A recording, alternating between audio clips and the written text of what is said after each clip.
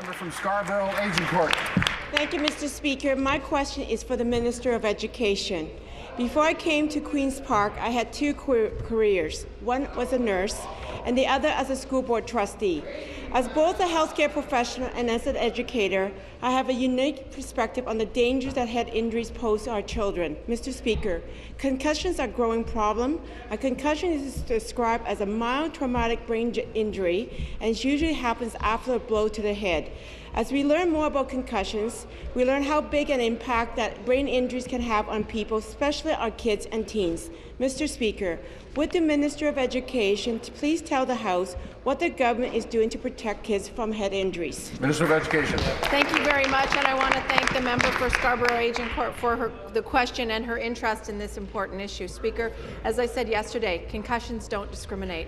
They can derail the career of our best hockey players in North America, and we saw one of them being able to return to play, return to contact yesterday.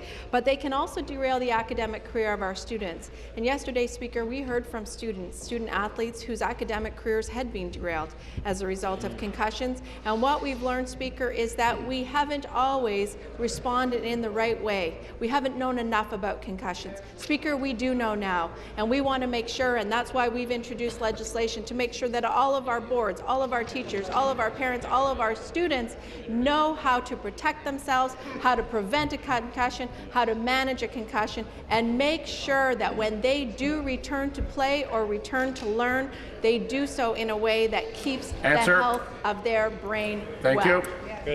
Supplementary. Mr. Speaker, I thank the Minister for her response.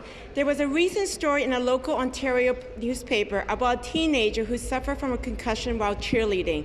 She had difficulties returning to her studies, and her parents are concerned about the impact that her head injury had on her grades. Sometimes post-concussion symptoms like headaches and dizziness can last for weeks or even months after initial injuries. As the Minister speaks, concussion can be tricky to diagnose. Mr. Speaker, can the Minister tell us how Bill 39 can help to protect students and provide support to teachers and parents from concussions? Thank you. Minister. Thank you, Speaker. And unfortunately, Speaker, the story that my colleague read in the paper is all too common. What Charles Tatter, one of the amazing experts in Ontario, told us yesterday is that the best thing that we can do to protect our kids is empower them, have them know and understand and how to describe what they're feeling, what has happened as a result of that injury. Speaker, Bill 39 is just one part of a cross-ministry comprehensive strategy that brings together the Ministry of Tourism, Culture and Sport, the Ministry of Health and Long-Term Care to boost awareness across the province, to make sure that all of us have the information that we need to make the right decisions to protect our kids in our schools, in our parks, in our playgrounds, and in our homes. Speaker, we will make sure that our kids are healthy and safe in Ontario.